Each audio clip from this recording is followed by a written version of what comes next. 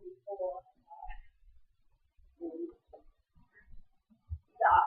We save this content that we covered for the next exam. So usually, you're done until it reappears in the final, but we have to get through this. You have a lot of the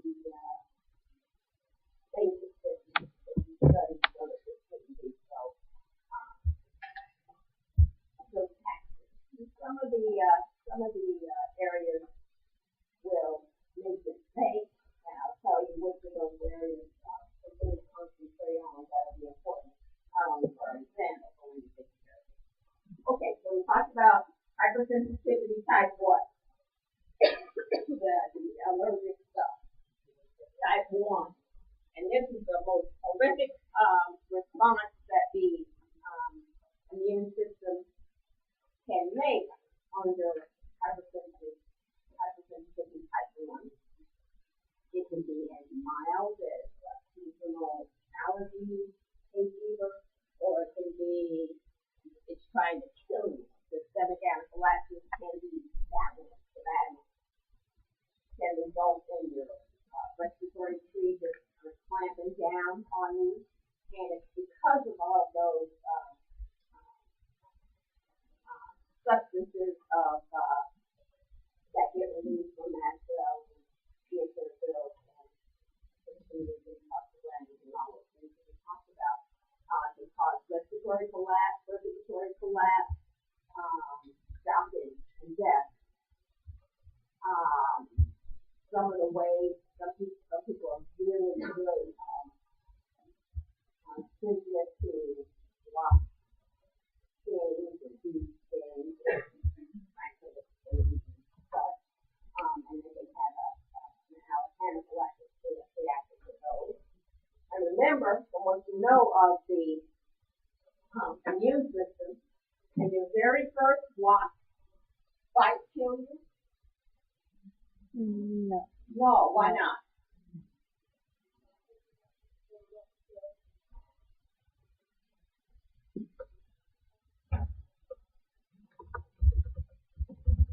Well, you started without any special words for why do you need to have it before?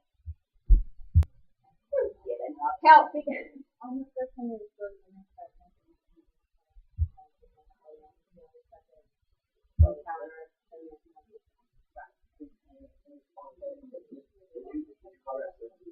Yes.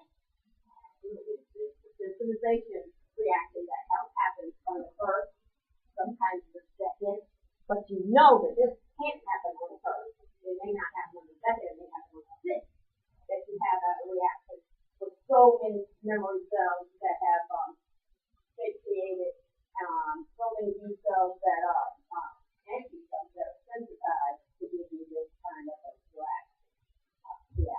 So, second or subsequent exposure to an allergen can result in something like this. Now, when you have somebody who is just that sensitized to some allergen that you can't be sure that they will be able to avoid. Some skin is always easy, always wheezing, always running eyes, always coughing, always with rashes. It's just miserable because their body is reacting to sometimes many different allergies that they can't really escape. So what do you do about it? How can you make these mostly kids, but not necessarily so, more comfortable? How can we settle their immune systems down? Well, we can't until we know exactly what they are responding to. So there are some allergy testing that can be done. We're so fancy now that we can draw blood and we can send those out and do some evaluations that way. But a lot of the skin stuff testing still goes on. And what happens is the thing that you might be allergic to, a small amount of the antigen from that thing thermally, typically. And it's marked on your arm or on your back, and there's a little map that's made up, and your allergist does this and watches for reactions. If you're allergic to many things like that person right there, they're just not going to help you. It's miserable because your body is doing this, dumping out all of these granules under your skin. So they'll give you some antibiotics to make you more comfortable with some topical steroids when you go home to settle this stuff down. But you got to know. And they'll mark down, which is positive and determine the now. One of the things that you do, the easiest thing, is to say, oh, you're allergic to step mice. There are some things that you do in the home. You can take certain kinds of things up, get the carpet out, get ribbons out, put up lines, put tile down, all the places that these little creatures might be able to hide out in, stuff animals, all those kinds of things can be removed with its feathers, down to pillows and those kinds of things. So there's some things you can actually do without getting too drastic, and you don't have to do the person. You can sort of cleanse their environment of things that they react. Of course, with education,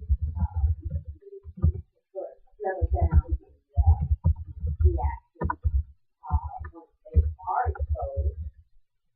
Some medicines to sort of stabilize the mast cells, so they're always just sort of you sort of make your mast cells, you put them down for a nap, so that when you come to breathe in this allergen, the mast cells don't know it, so that they don't degranulate. And that can keep some people who are asthmatic from having attacks all the time. You can't just say go outside and don't breathe. They're going to come into contact with some things that you can't avoid. And so there's some medications that stabilize themselves that can degranulate when they come into contact with the allergen. Some you just kind of once the granules have released histamine, you do them anti-histamine. Desensitization therapy is what that second behavior approach is about. Its aim is to block the allergic response so that over time, and sometimes the time is months and years, so that when you come into contact with an allergen that you can't avoid, the immune response doesn't go haywire. And we talk about the theory behind how and why it works. That's really shot with the influences without the allergens that we need to get.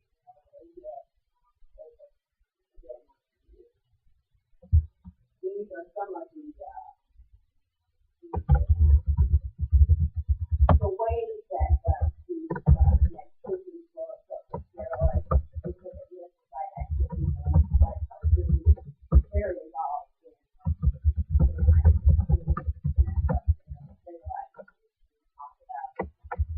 blocking the people's brain,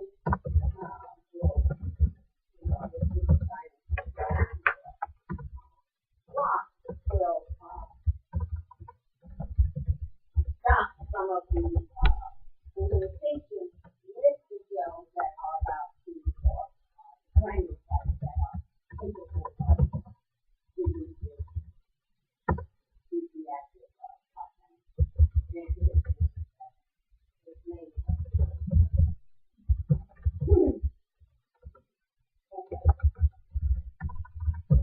So, here again, we're trying to make a patient who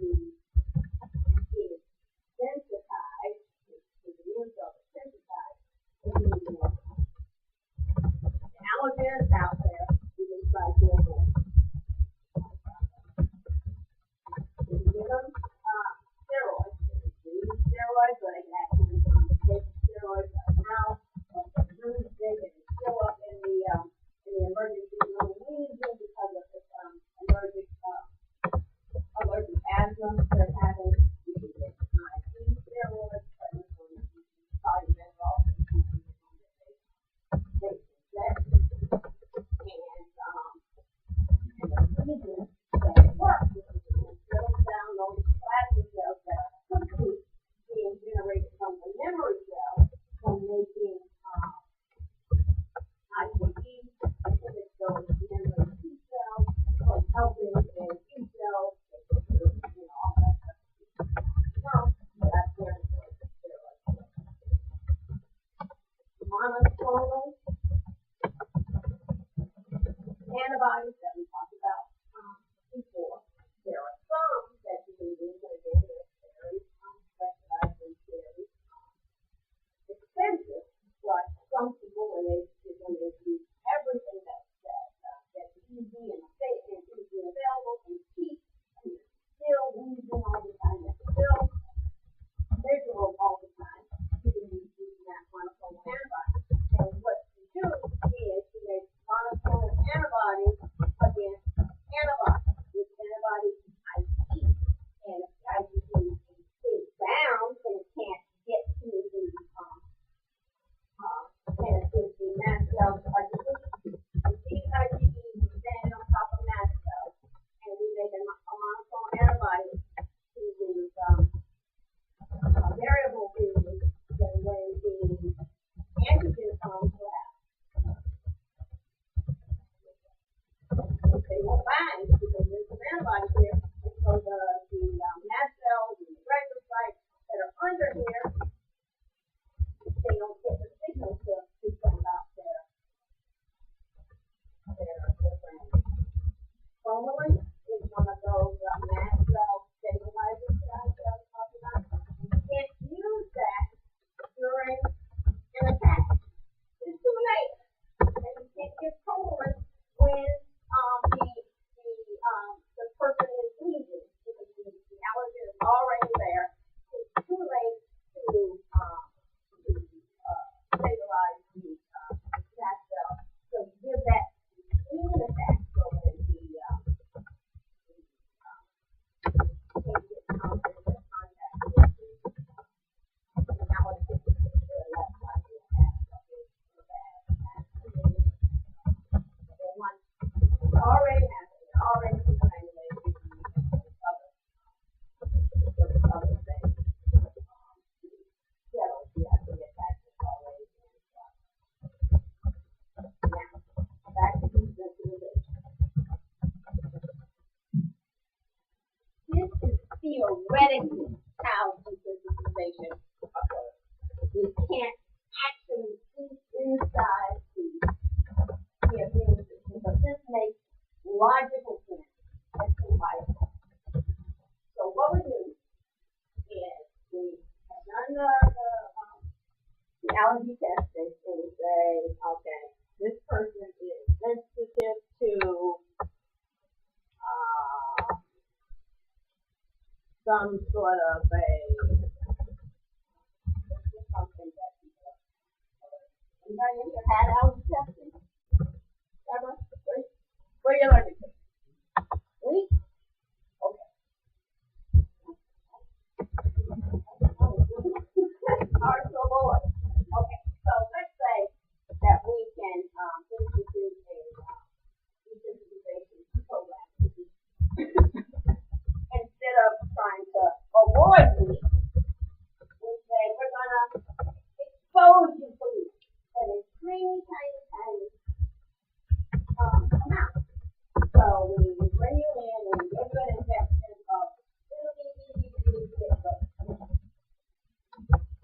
and the reason why we think this works is because if we give you a tiny bit of wheat, we're hoping that the mast cells that have their IgE standing up there waiting for allergens is too little.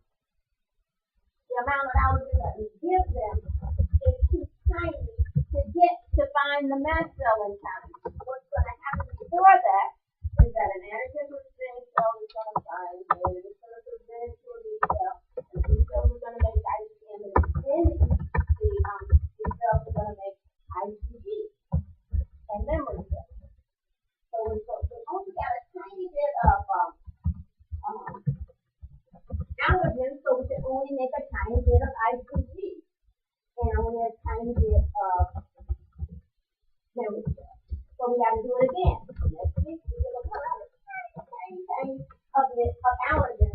enough to cause mast cell degranulation, but enough to get the B cells and T cells operating just kind of below the radar.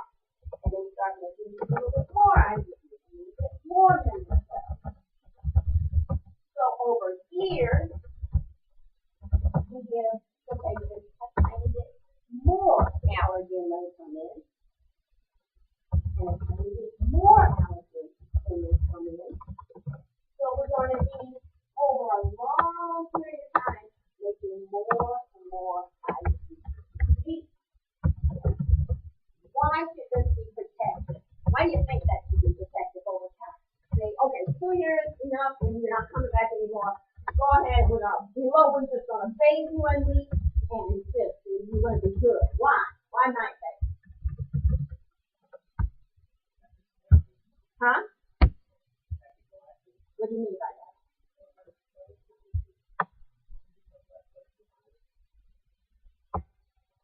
By what mechanism? Huh? Okay. We're looking for a mechanism. Based on what we said is going on below the surface, we're making more IgG. We're exposing the base with a little bit more of the allergen over time.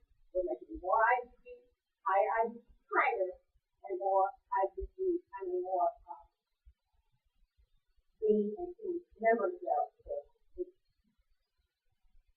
Why should that be protected? Why should that even be? Are you giving them? You're giving them enough of an IgG response to soak up all the allergen prior to continuing the IgG. Exactly.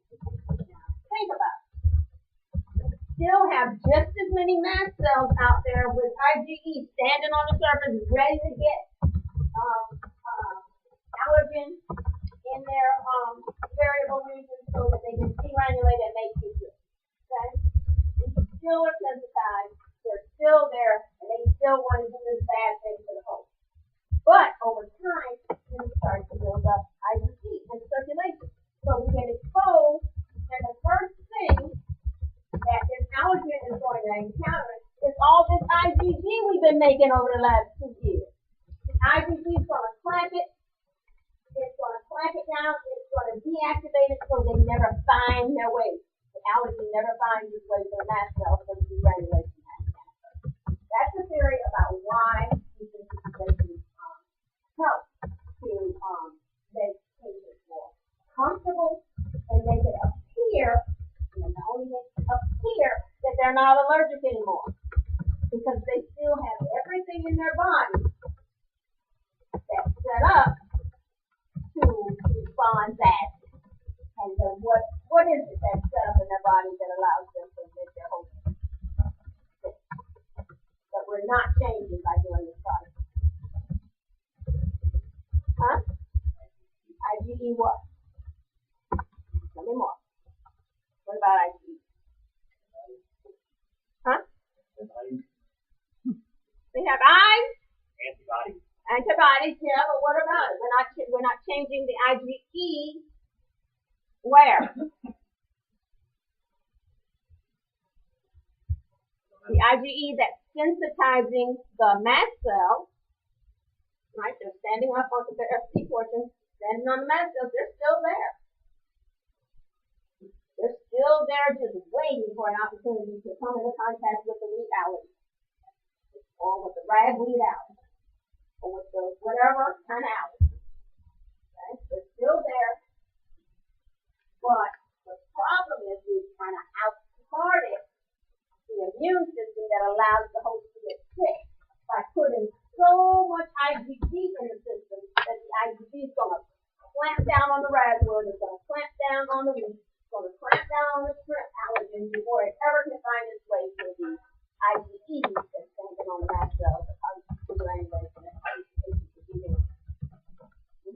Do these patients suffer constitutional symptoms? Not quite as bad as having an allergic reaction, but they feel feverish and runny nose. Usually not too bad. They can get some of that in the earliest stages. And once that kind of, we're not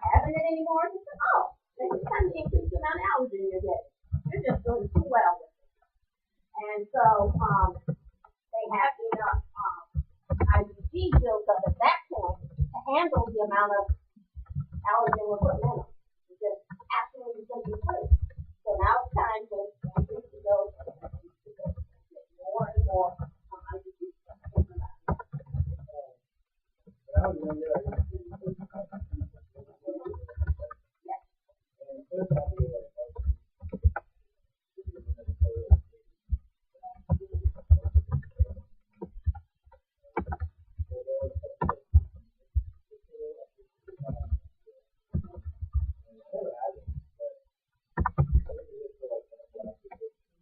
Well, they probably started you a tiny bit, such a tiny bit that they didn't want to wait a whole week to bring you back and give you another tiny bit.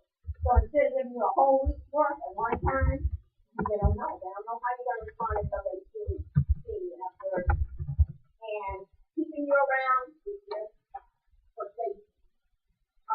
Like I said,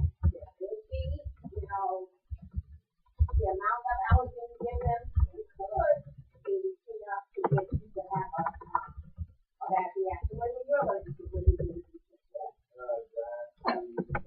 can't avoid. Oh, in life. Bubble boy. What was that movie? And probably since you're allergic to so many things, you probably had a really specialized treatment plan. They probably didn't give you all of those different allergens at one time. How long did you do it? Over what period of time?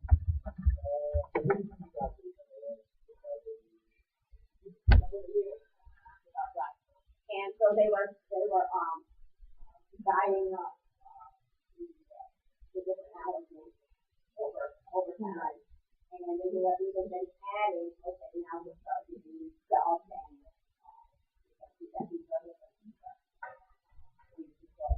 and yeah,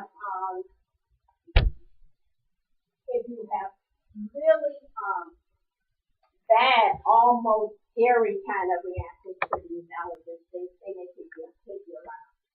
But once you're on a pretty good regimen, and they're not, and the times that you go in, the months that you go in, when they're not increasing the amount of allergens you're getting, that's when you bring in the new shot and say bye to the next week.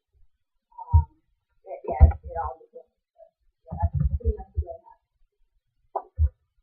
Okay, this is kind of a picture of the theory of how we allergens can get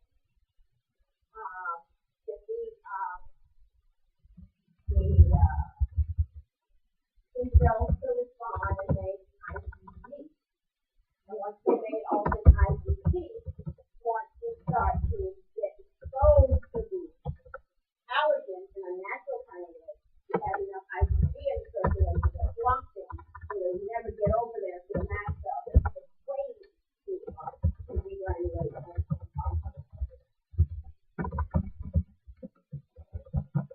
Okay. On to hypersensitivity type 2 reaction. These are very important reactions, and this is one of the reactions that is going to be very important for you to understand very well, because this is the type of reaction that is involved in ADO incompatibility. So if ever you have to write an order or oversee a patient getting blood transfusion, you have to make the decision of which kind of blood they can get based on what kind of blood antigens they have. You really need to understand. Okay. Type 2 reaction results in an antibody binding to cellular or tissue antigen. Not just red blood cells, but that's the one that we think of. If we think of the EPO type blood incompatibility and that kind of rejection that can happen, and that can happen if we give the recipient the wrong kind of blood, type 2,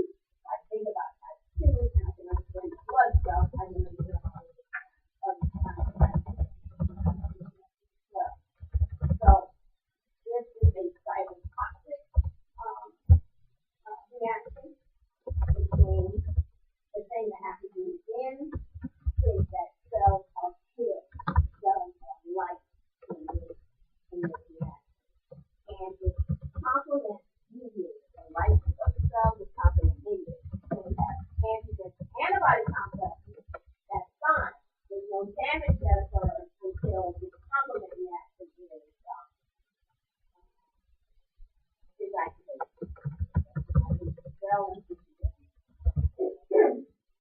So another name for type 2 hydrogen reaction is antibody-dependent cell-mediated cytokine.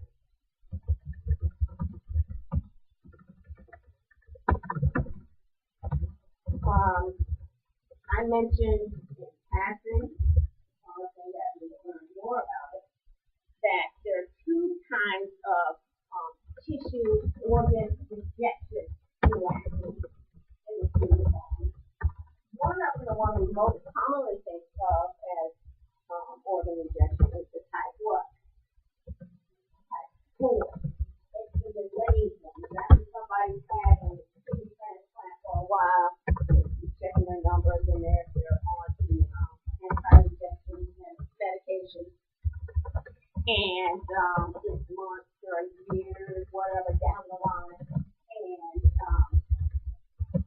the body rejects it. That's the type 4. Type 2 can also be a kind of organ tissue rejection, but it happens quickly. It happens early after the transplant. Hypoacute graft rejection. Okay, so we have two ways that an organ or tissue can be rejected.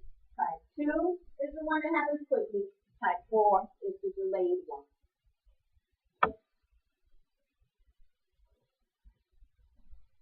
Hemolytic anemia, again, this is a cytotoxic reaction. It results in tissue death, tissue destruction, holes being put in cells. Hashimoto's thyroiditis, Addison syndrome. We'll talk about this.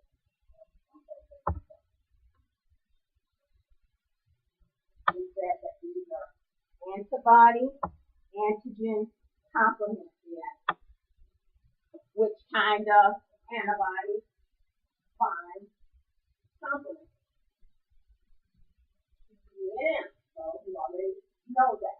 So if it's antibody antigen complement, you know the antibodies that are involved with and transfusion reactions, the right kind of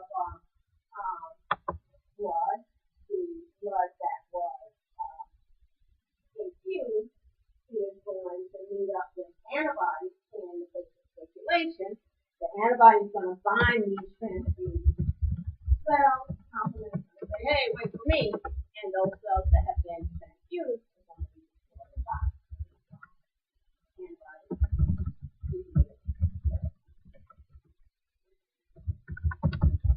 Okay. I know that we have learned this so many times.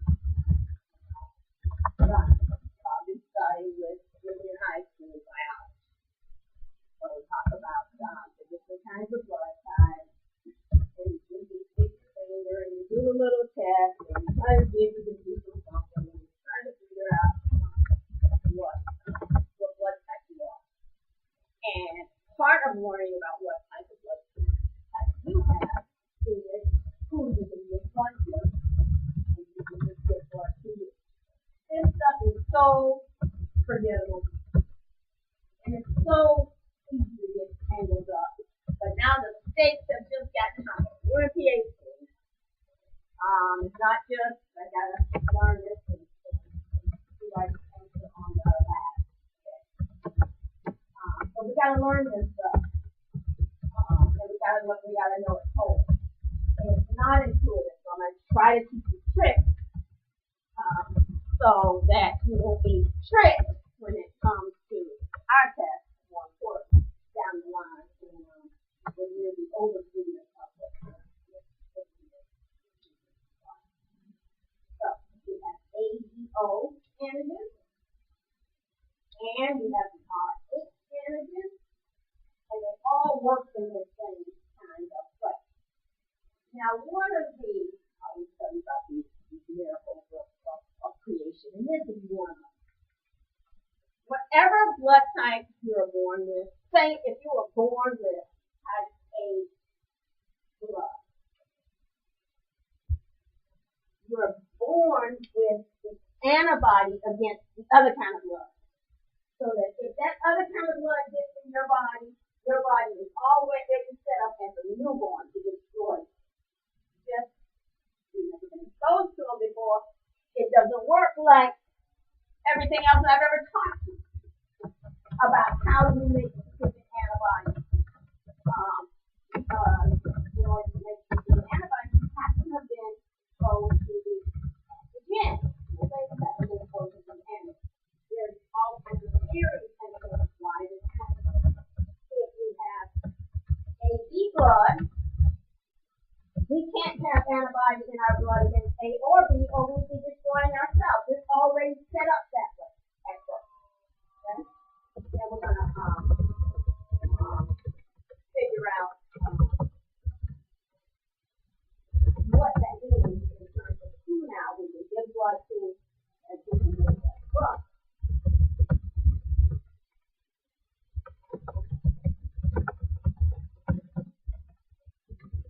What type? I'm type A. What that means is that I have antigens on my red cells that say A. Outside of my A blood, I have A antigens. I told you when I was born, I automatically had anti-B in my blood. I'm ready to fight B if it ever gets to my blood. Okay? And this sort of tells you how these different blood types are distributed by race and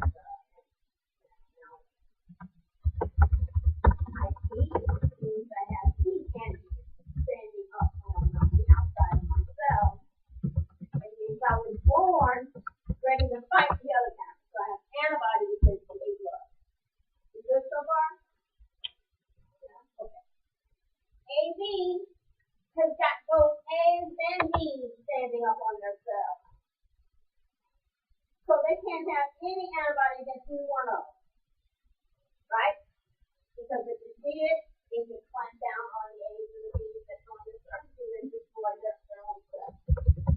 So far, we're good. It's a perfect logical system. Type O blood doesn't have A's or B's standing up on their cells. So that means it has to protect itself from the A type and the B type. So it's got antibodies against both of those. It's born like that. Right? We're born to protect our bodies against invasion, injection, whatever, of the other types of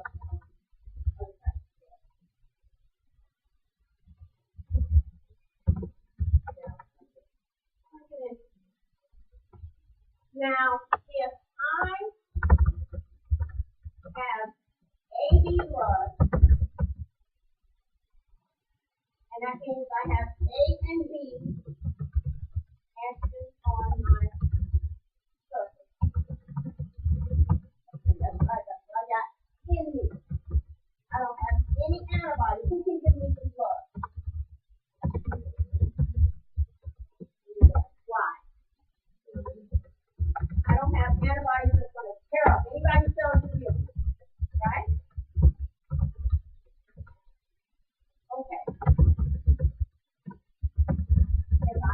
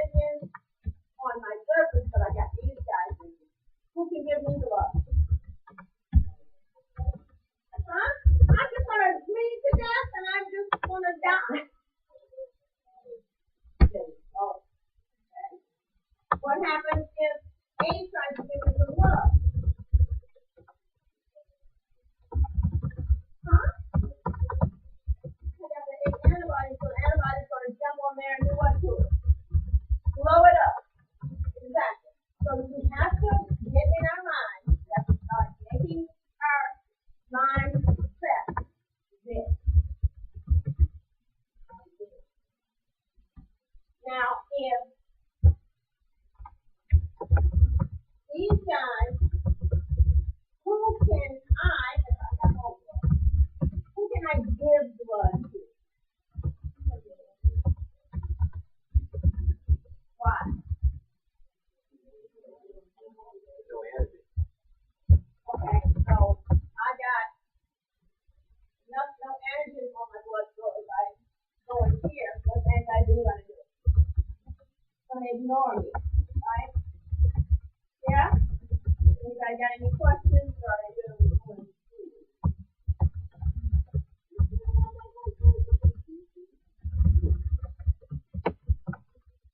No?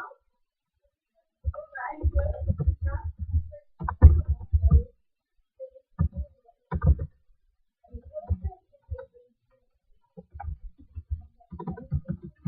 Is there a genotype? Does that make any difference for what?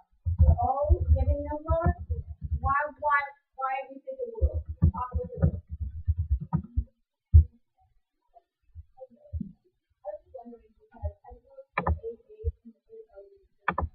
No, this is genotype. All the genotype is telling us if I have this genotype, what kind of blood is in my circulation. If I have an AA or an AO, I'm going to have ABO. Okay. So if I am O, and you're telling me I can give my blood to who? Anybody. What's my name? I'm a universal donor. Everybody, does that make sense to everybody? Because we're gonna make this thing make sense. You gotta stop being confused. You gotta stop learning it just to get through the test. Because this stuff is confusing, but it really shouldn't be so confusing. If you make these charts every time I say, well, who can give you do this thing? When you think about antigens and antibodies and what you know about antigens and antibodies and what complement does when it binds it, you understand who's going to get life and who's going to get ignored. Okay. So this is kind of what it is like. Standing up on the type A has a scaffold and all anybody. So type A has what kind of antibodies in their circulation? Okay, type B. Type B blood has what kind of antibodies in their circulation? Huh? And type A. Type AB, what kind of antibodies are in their circulation? And O, what kind of antibodies in there? Okay, I'm going to ask you another question.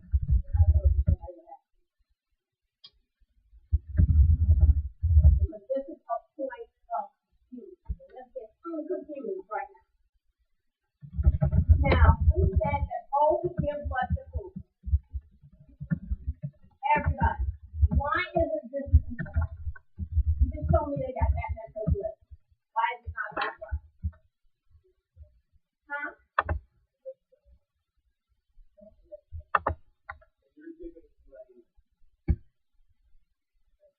No, go ahead.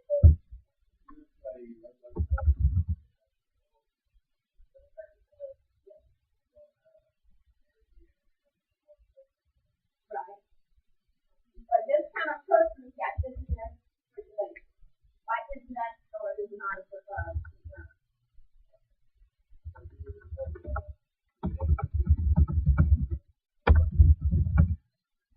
I'm with you on that. But I'm saying it got this in their circulation. Antibody. And you said I'm going to give this to anybody. Why is this a concern?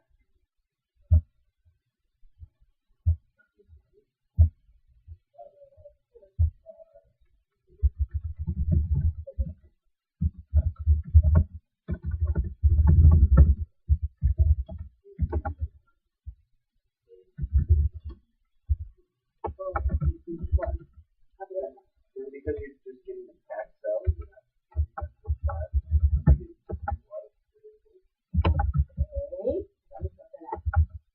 you're just getting the packed cells, you're not getting the plasma. Like say you're giving to an A person. So if you give them O red cells, they don't have antibody on the red cells, the antibody in the plasma. So you're just giving them back red cells. You don't give them plasma, you're not giving them antibodies against it as well. Right. And that's what most people who don't know anything about clinical medicine don't know. And that can make you write the wrong answer.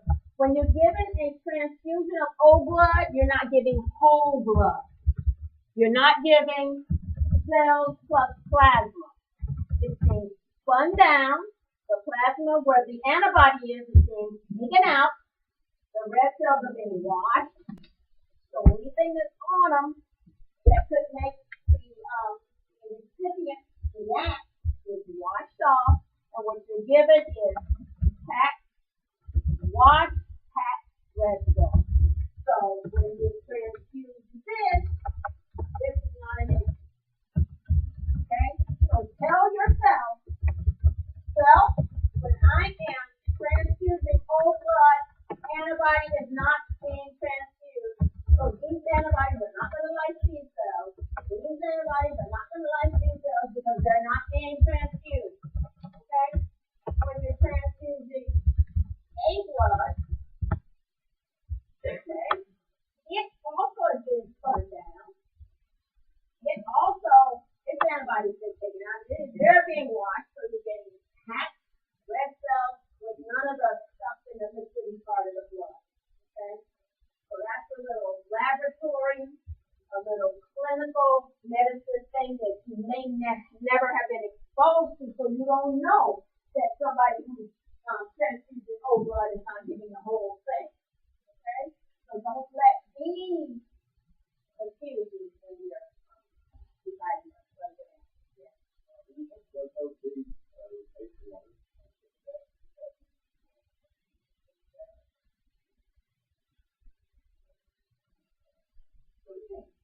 Yeah.